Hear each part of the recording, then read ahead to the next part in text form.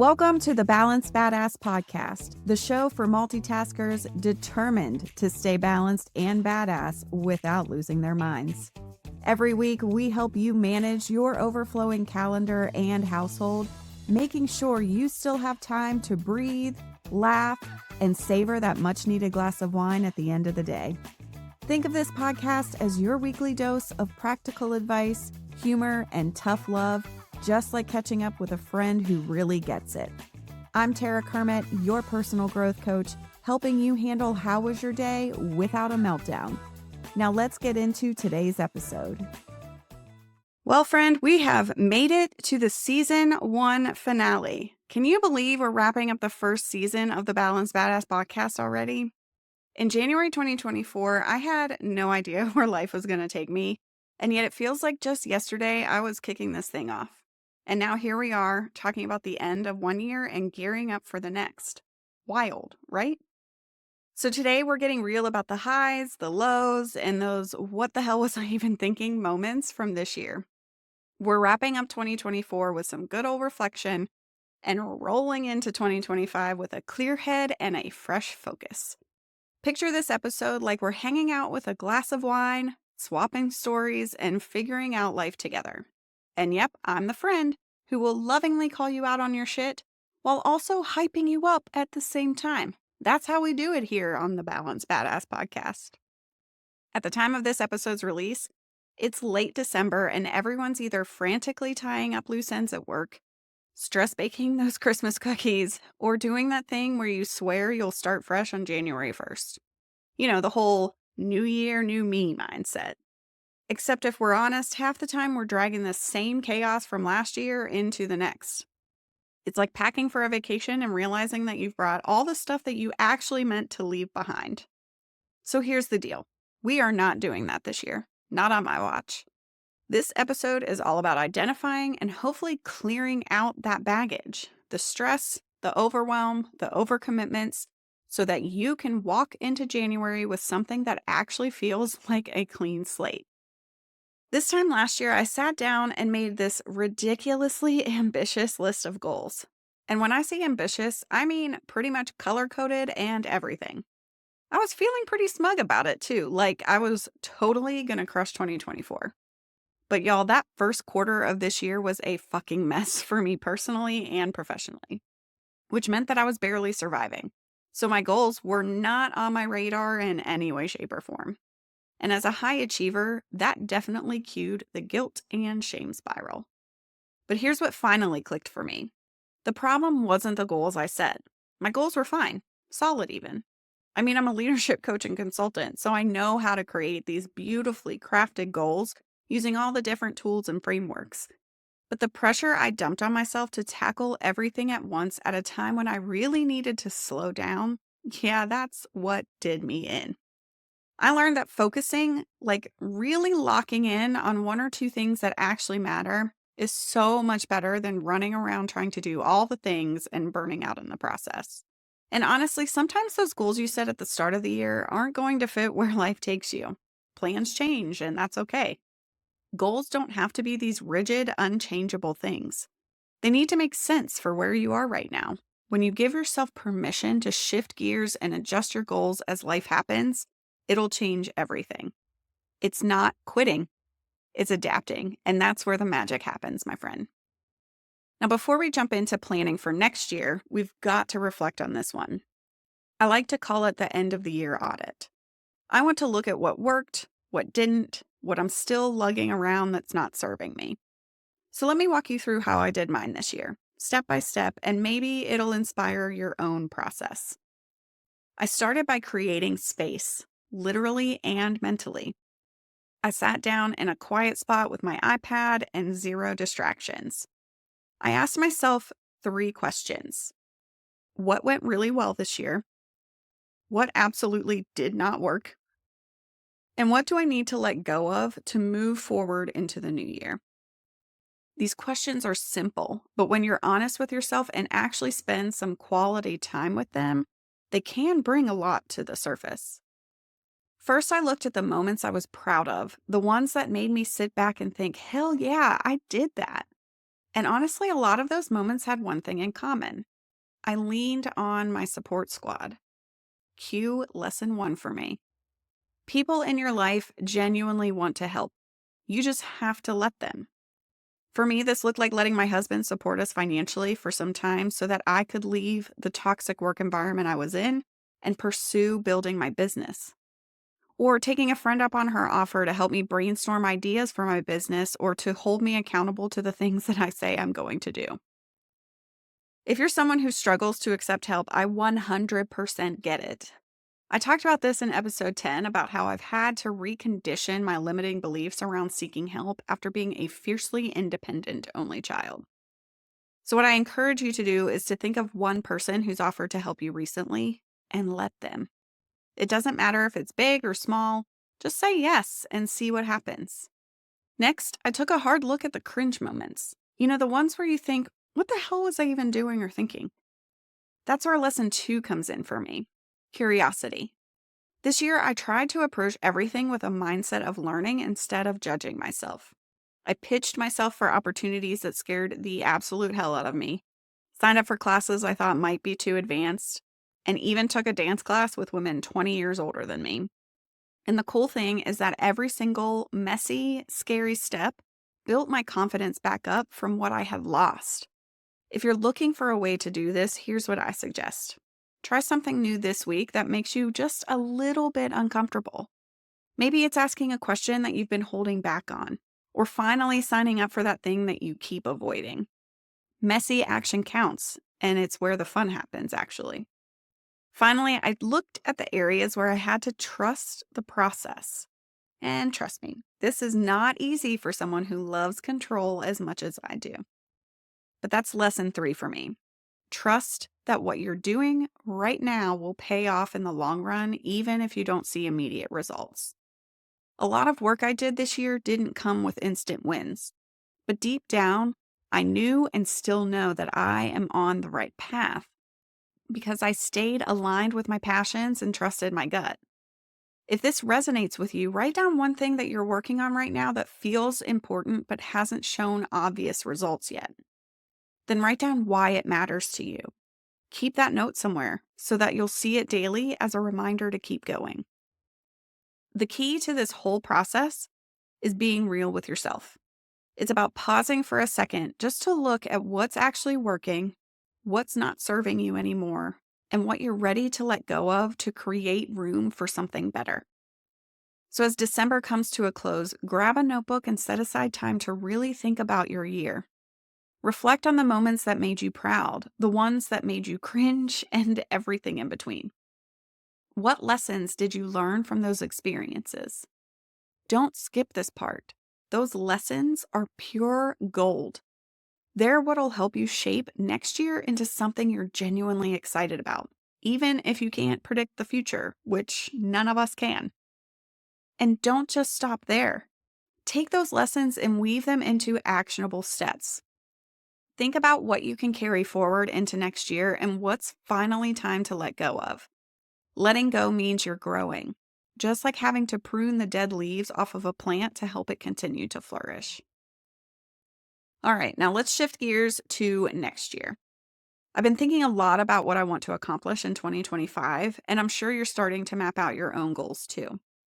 But this isn't just about scribbling ideas on a sticky note or typing out a long list on your phone. This is about real, meaningful goals that feel connected to who you are, to your core, and where you want to go. For me, that means focusing on three big goals: stepping into my stretch zone by facilitating corporate workshops every quarter, prioritizing my health in all areas: mental, physical, social, and spiritual, and creating deeper, more meaningful connections with the people in my life. This is where my dreams framework comes in. And if you haven't heard of it before, it stands for define your why, recognize your strengths, envision your outcomes, act decisively, measure your progress, and seek accountability. I'll walk you through it step by step, weaving in my own goals as examples along the way. So first, we start with defining your why. This is where it all begins. And honestly, it's the most important step. Your why is the thing that's going to keep you moving forward even when things get hard, which it'll inevitably get hard. So ask yourself, why does this goal matter to me?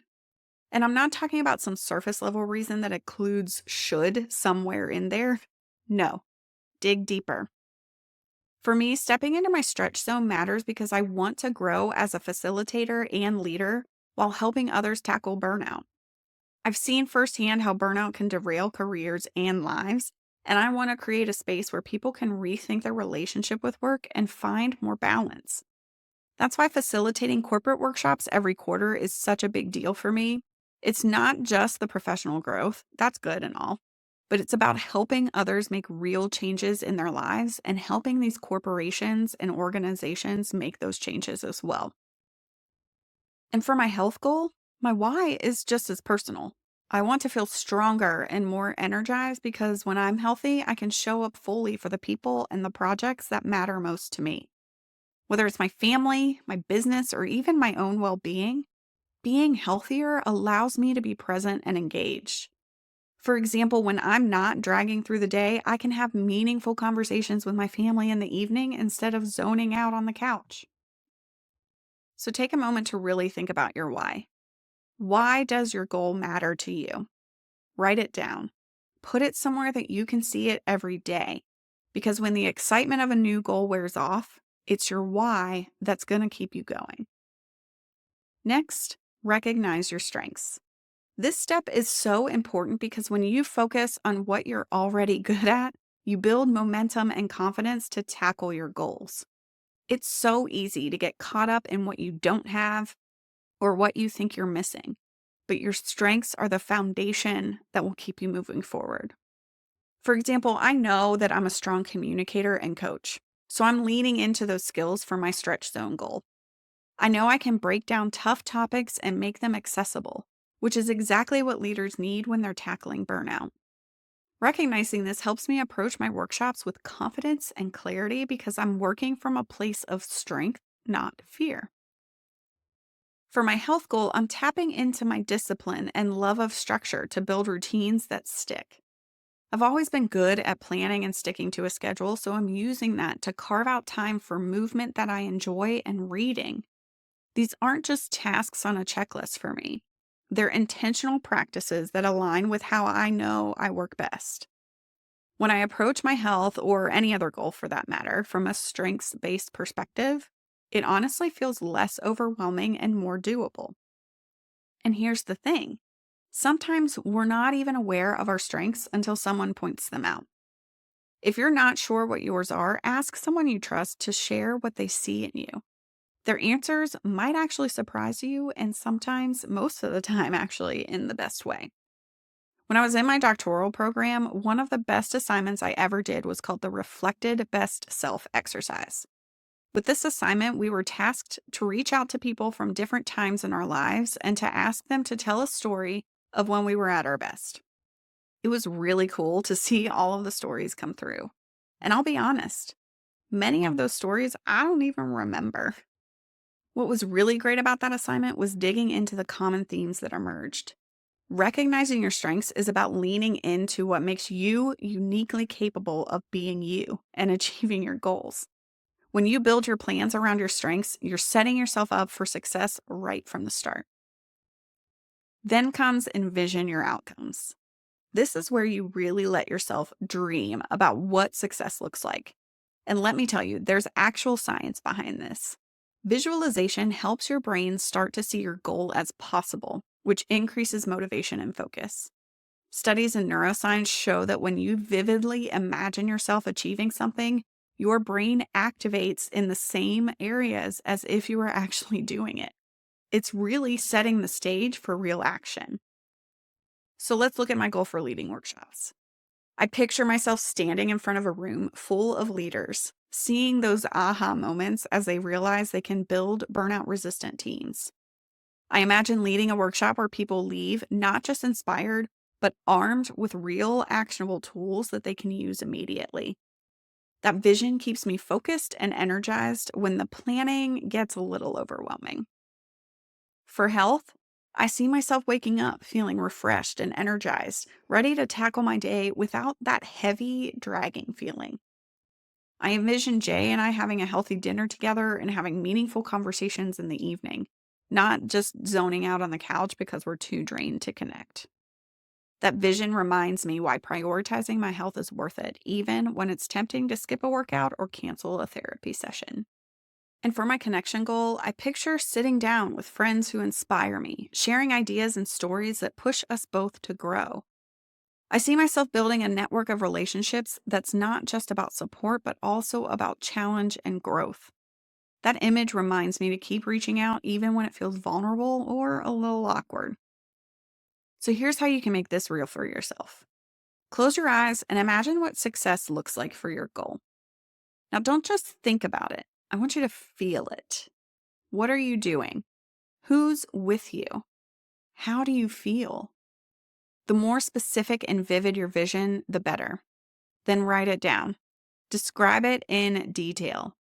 Keep that vision somewhere that you can revisit it often because it'll serve as a powerful motivator when the work feels hard or the results seem really far away. Now we move to act decisively. This is where the rubber meets the road. Taking action bridges the gap between dreaming and achieving, and research backs this up. Studies on motivation show that breaking goals into smaller, actionable steps reduces overwhelm and increases the likelihood of success. Starting small not only builds momentum, but also gives your brain a quick win, a dopamine hit, which reinforces the habit of taking consistent action. For my health goal, I started by blocking out time for movement on my calendar and creating a list of books that I want to read to help with my personal growth. These were small, simple actions, but they set the foundation for bigger changes in how I prioritize my well being. For my stretch zone goal, I'm planning my Q1 workshop and actively pitching it to a potential client. That initial pitch feels intimidating, but it's the first step toward achieving my bigger vision and leading impactful workshops every quarter. And for my connection goal, I'm reaching out to 3 people this week to schedule coffee or a catch up. Sending a text or making a quick phone call might seem small, but it's a deliberate move toward building deeper relationships. So, what's one small specific thing that you can do today to move closer to your goal? Don't overthink it here.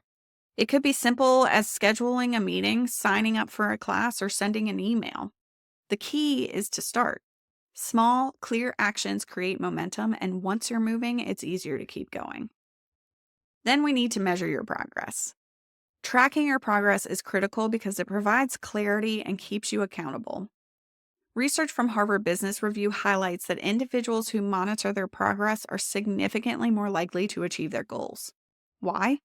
Because tracking allows you to see what's working, it allows you to identify areas for improvement, and it allows you to celebrate those small wins along the way. This is more about building confidence and momentum than just being productive.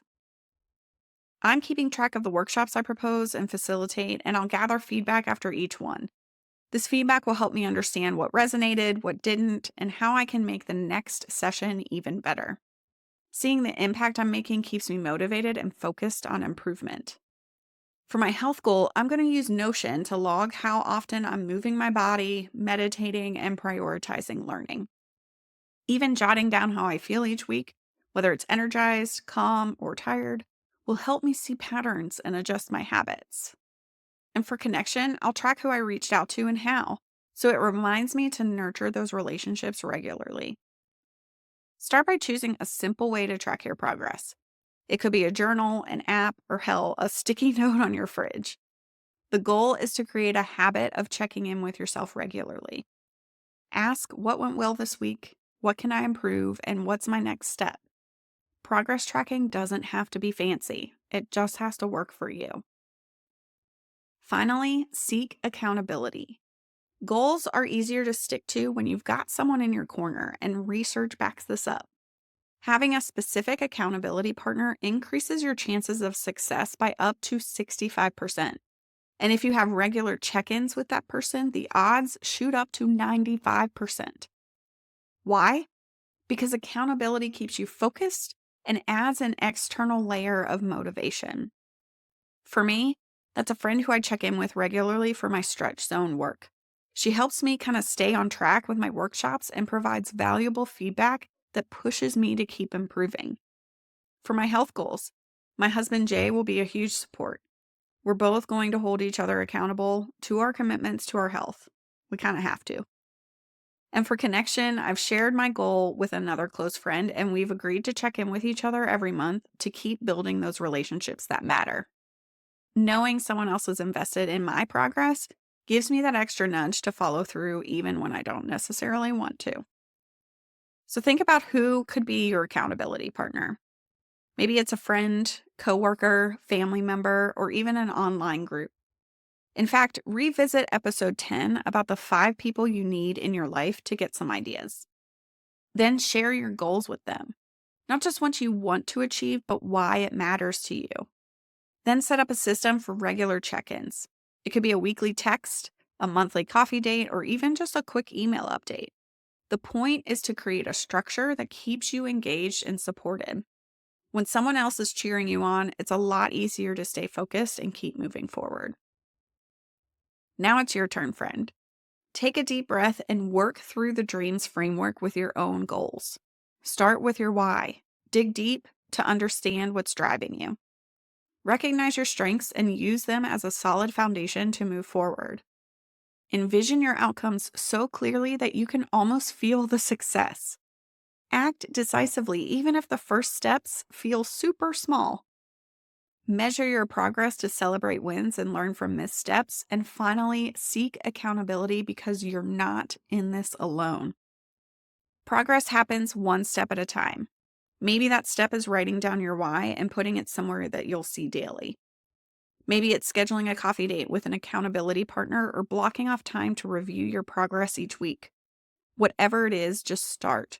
Small actions add up to big results. And remember, you're capable of more than you realize. And if you need someone cheering you on, just know I'm right here, rooting for you every step of the way. And before we wrap up, I do want to share something that might help you take everything we've talked about today and put it into action. If you're feeling like you need a little extra guidance or structure to crush your goals in 2025, I've got you covered with my free 7 days to crushing your goals email mini course. This course is designed to help you map out your goals step by step and stay motivated as you work toward them using the dreams framework. You can grab it at tarakermiet.com/crushyourgoals, and I'll add the link as well in the show notes. Just remember that reflecting on where you've been and intentionally planning where you're going can be so transformative. You have the power to create a year that feels aligned with who you are and what you value. It won't always be easy. There will be moments when you'll doubt yourself or want to quit, but those moments are exactly why frameworks like the dreams exist, to remind you of your why, to lean on your strengths, and to keep taking it one step at a time. The goals that you set and the actions you take are a part of a bigger story, your story. And that story deserves to be filled with intention, passion, and progress. Maybe today is the day that you decide to write the first chapter of your next big accomplishment. Maybe it's the day you make a phone call, start a journal, or take a deep breath and dream a little bigger. I hope this episode has inspired you to look at 2025 not just as another year, but as an opportunity, a chance to get closer to the person that you want to be and the life that you want to live. And I also hope that no matter what 2024 hit you with this year, that you take some time to look back on all that you've done with gratitude and pride. And before I wrap up this year, I can't go into the new year without thanking you for listening and supporting this podcast.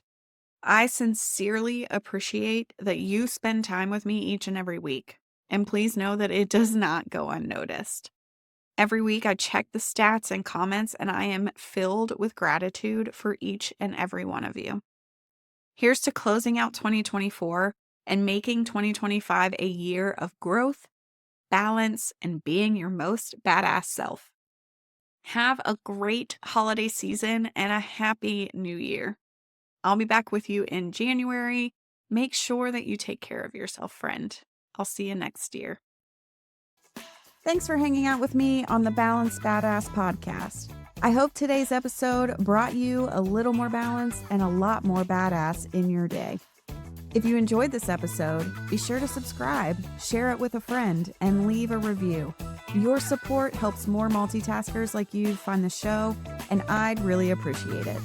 Until next time, take care of yourself and make good choices, friend. I'll catch you next week.